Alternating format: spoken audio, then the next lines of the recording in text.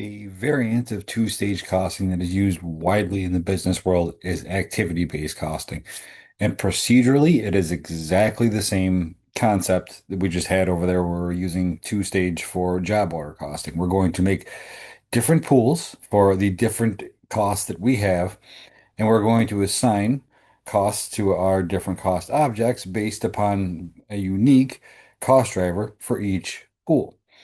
The big difference between activity-based costing and what we just did is gap compliance. So while we're still basically essentially running a two-stage system here to make a whole bunch of different pools and get the cost out of those pools into the different jobs and products we make, we are not going to concern ourselves with what Gap says are actual inventoriable costs that can be capitalized. So Gap states that if it's something that's part of the manufacturing process, it has to go into your product costs. Well, that will get a whole bunch of different costs that are up in there, but there's some items that are, unique to the different products you have, the different cost objects you have, which Gap states you can't inventory. Like research and development is something that Gap won't allow you to put in there, but it's something that's costing you to incur that job to design that new product that you have. Other items that could go up in there as well as advertising campaigns are another big thing could be unique to a particular product line you have, but Gap says you can't put that into the cost. Even other items that would go in could be overhead costs that you have that are not dependent upon the different cost object. Like, for example, if you own a facility and you've got to pay property taxes on that facility and you depreciate that facility, well, those things aren't going to change based upon what you are doing with your business. Like, you're stuck paying them anyway, they're fixed costs. So to put a portion of those into the cost of the actual job is a little disingenuous because you'd be paying them if you were doing no jobs. So gap be damned, ABC system is basically two-stage allocation, but we're going to stop concerning ourselves with what Gap says we can capitalize to our inventory and what we can't. We're going to focus solely really on the cause-effect relationship between the indirect costs we have and our cost objects. So we're going to make a bunch of different pools, and it's activity-based costing, which means that we're going to have a pool for each different activity, the core things that we do within the production process. And for those activity cost pools, we're going to figure out a driver that is going to get the cost out of those pools amongst our different cost objects. And in this system, when determining what your cost driver is going to be, you should really be thinking, okay, are these costs unit level? Are they things that increase and decrease the amount of units that we make? And that could be your indirect materials is a very good fit for that one. Is it batch level? In mass manufacturing, it's not like Nike makes one pair of shoes all the way through to finished goods and then starts the second one. They're making those things in massive quantities. And there's costs that go into batch level that don't vary unit to unit. They vary on how many of those mass-produced batches that you're going to make. And a great example of that is maintenance and setup on the machines. Like you're not fixing your machines and recalibrating your machines after each unit you produce. You're going to do that after every 200 unit batch that you make. Product line level will be costs that are um, easily identifiable to the different product lines you have. And research and development could fall into that group there. You're doing R&D for a specific new type of sneaker. Therefore, that is a product line level cost that you can figure out how to assign to different product lines. And then lastly, we got facility level. Those are the costs that are incurred that are indirect costs, probably related to manufacturing, but they are not going to change based upon what product lines we produce, how many different batch levels or how many different batches we run, and how many units we produce. So facility level costs are big overarching things that encompass all of manufacturing. And for a little more detail here, unit level costs are incurred during production based upon the individual quantity with focus on manufacturing of goods that you are producing. Indirect materials is an excellent example of this. Batch level costs, they're incurred for when you make a group of jobs or a batch of products. So setting up equipment could go in here. Placing purchase orders for materials needed, there's a cost that goes with that. You got to pay a cost to whoever your purchasing person is. There's probably some kind of shipping fee, etc. Well, you're buying in batches. You're not going to buy one singular unit at a time, one singular piece of material. You're going to buy big quantities of them. So that would be batch level as well. Product line level costs that you have in here, they increase based upon the number of products you make. They're unique to the products identified by the product's SKU in here, which is a fancy term for barcode. Each product you make has its own unique barcode, and you are going to assign costs that are unique to that very specific unique unit that you make that gets, or unique product line, excuse me, that gets its own unique barcode. And at facility level, things like some administrative tasks. If your supervisor is paid on salary, well, then that is going to be incurred regardless of the combination of units that you make and how many units you produce. Depreciation on the building. If you're renting the building, that would go in there, property taxes, etc. These are all facility level costs that are incurred for the entire facility in which many different product lines, batches, and units are produced. But we're going to set this up the same way. We're going to make a pool for each activity that we identify, and then each pool gets its own unique cost driver. It is incredibly important when you look at this to not just say, all right, fixed costs aren't going in and all variable costs are, because there are some fixed costs that you would want to put in your activities that you have in here. If you need a very special piece of machinery that you don't currently have to make a custom order job, and you need to lease it from somebody else for a set amount, well, that's a fixed cost. But it is definitely causing the total cost of that job to increase. There's a relationship between that particular activity, leasing the equipment, and the cost of that product line. So that would be a product line cost, even though it's fixed. So as a rule of thumb, fixed costs usually don't get included under ABC, and variable costs do. But there are situations like the one where I just had where that wouldn't be the case. So you should always be looking at all of your costs and seeing, okay, firstly, are they fixed and variable or nature? And then secondly, is there a relationship between this cost we are incurring and any of those activity pools that we have? And if there is, put them in the activity pool. If there isn't, then you just exclude them. So we have all of these costs that go in. As a reminder, unit level, batch level, and product line costs are allocated to the particular products, while facility level costs typically are not going to go into your individual jobs or products. Let's be Panera Bread over here. We're going to make a whole bunch of different pastries, and we have some costs that are driven by the number of units that we produce. Those are our unit level costs. We have other costs that we only incur for each batch of pastries or desserts that we make. Again, we're not making one cookie at a time. We're making a whole bunch of cookies. So there's per batch, inspection cost, we'll say that would be a batch level cost. The number of product lines that we have could be driving other costs. Maybe if we add a new product line, there's some kind of cost that's incurred with developing that product line or starting it up that would be unique to there. And then facility level costs are all the things that cover all of our various delicious pastries and desserts. Typically, for those costs, there's not a good driver because that's not really an activity of we own this building.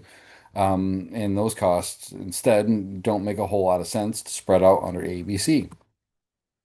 So for Panera over here, what would be some unit level costs? Are indirect materials. The more units you produce, the more, in our case, as the example says, yeast that you have.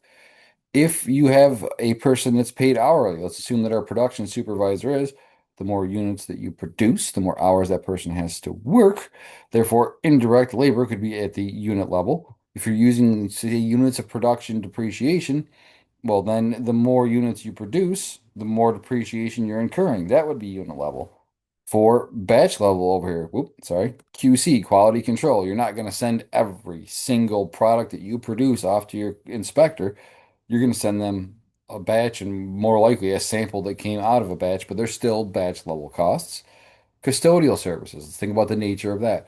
If Panera Bread's making cookies, they're not going to make one cookie and have the custodian come in and clean up after them after each and every cookie. But at the same time, it's not like they're going to go all day long making stuff or all week long before a custodian comes in. When's the most logical time to have a custodian come in and clean up? After you finish making a batch of several hundred cookies and while you are setting up for the next batch. So that would be a batch level cost. So that's indirect labor as well, but they're different in nature, which you would put them into different tiers. We have a product line level cost. If we need to pay a nutritional expert over here to make us a recipe or a culinary expert, if you will, that would be a product line level cost because each recipe is unique to each product line. Seems true for if we have to come in and get some kind of statistician to make nutritional information.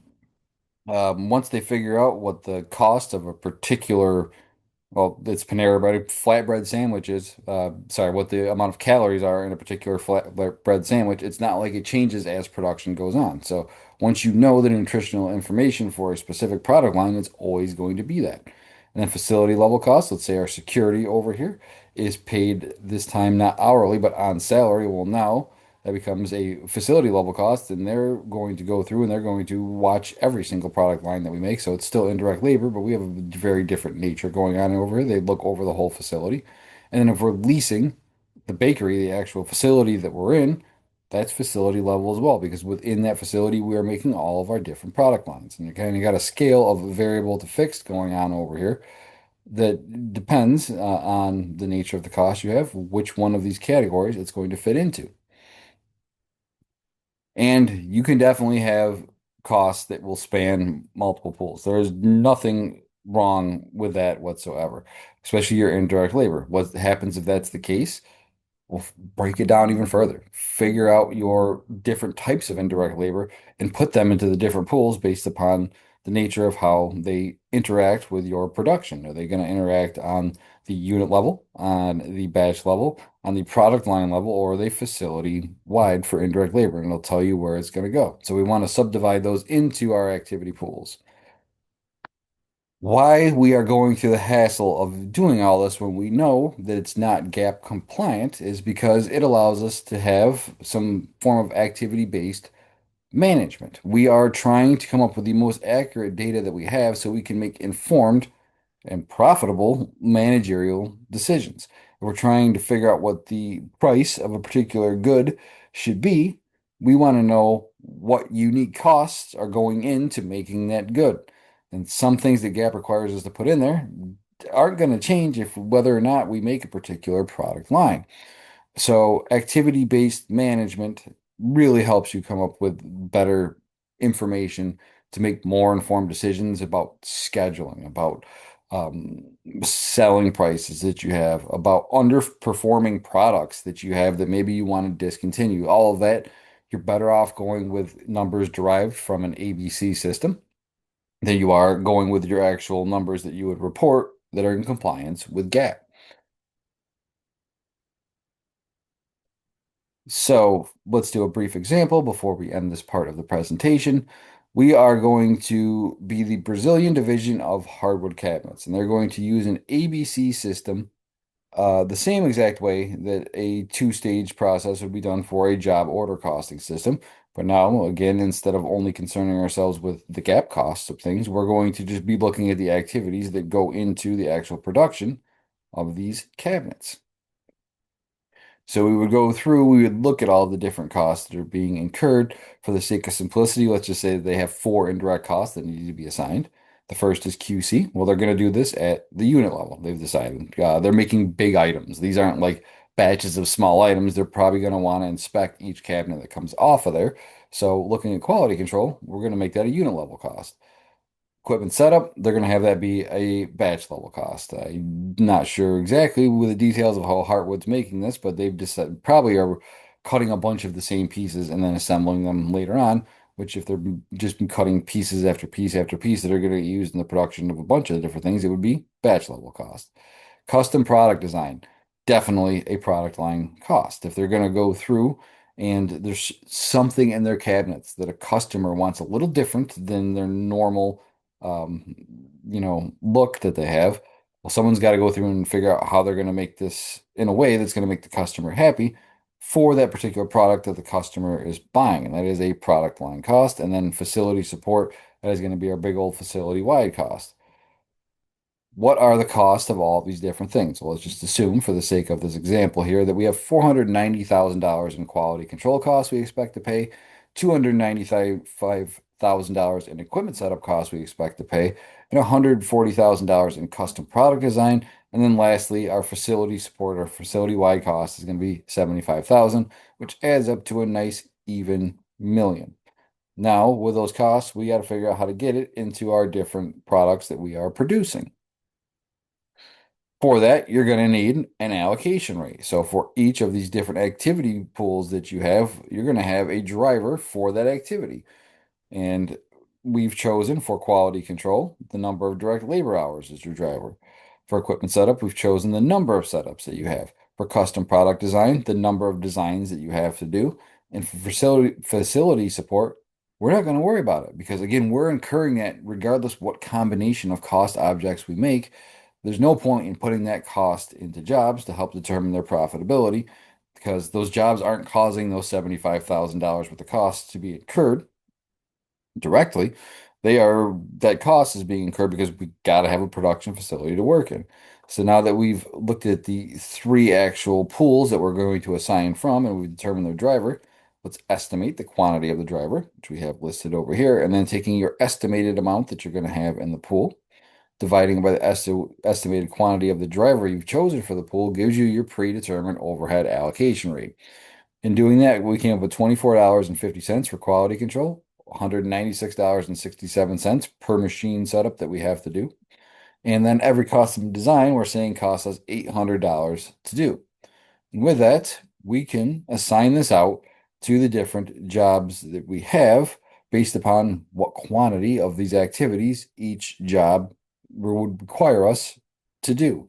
And this will give us much more accurate application of our indirect costs than the job order system that was complying with GAP that we had used previously. And I know that's really small, so let me zoom in really fast while I talk about this.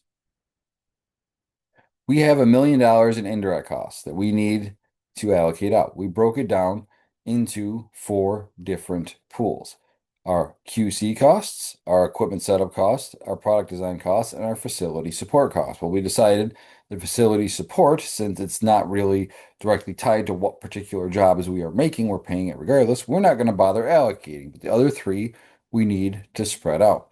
And we decided that we're going to assign those quality control costs out to our jobs at a rate of $24.50 per labor hour. For equipment setups, every time a particular job requires us to set up equipment again, it costs us $196.67 based upon our best estimate. And then we determined over here that those big a lot of product design costs that we have, well, every time a job requires us to do a custom product design, we're assuming it costs us $800. And then all you got to do is take those allocation rates for each activity and multiply it by the quantity of the activity driver that went into a particular job. So we have a job 102 over here, making a cabinet for somebody. And job 102 causes our workers to work 120 hours. Well, we just decided that QC is going out at a rate of 24.50 per hour, which means we should assign $2,940 worth of cost to job 102. We decided over here that every time a particular job would cause us to set up equipment, it costs us $196.67. And this job required us to do four setups. So four times that number gives us the $786.68 that we are going to assign for equipment setup costs to job 102. We decided earlier that every time we do a unique custom design, it costs us $800. So apparently job 102 was one of those. So let's assign that $800 for that.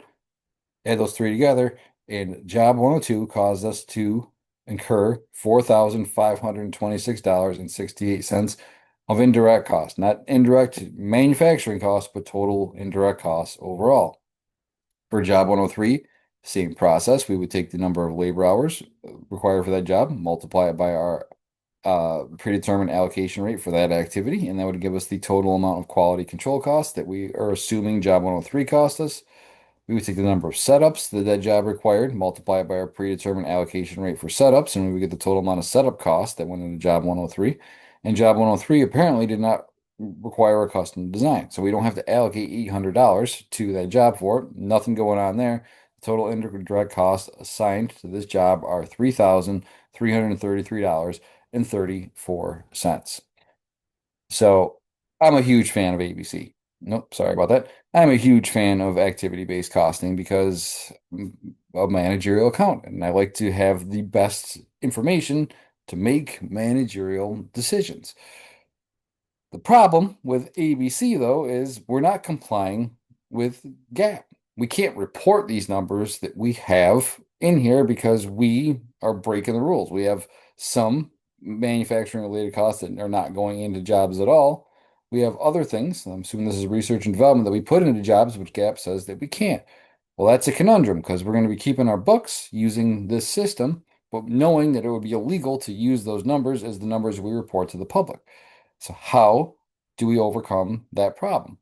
Here's the unfortunate thing for all you accounting students out there. You're going to keep two sets of books. You're going to have your GAAP books, which follow the rules and make sure they're only putting in costs that GAAP says that we can put in and putting in all the costs that GAAP says we have to put in. You're going to have your GAAP books, but you're also going to have your internal books. And for your internal books, you are allowed to use any system you wish that you think is going to help you make better managerial decisions like ABC, but you can just never, ever, ever report those numbers to anybody outside of your company.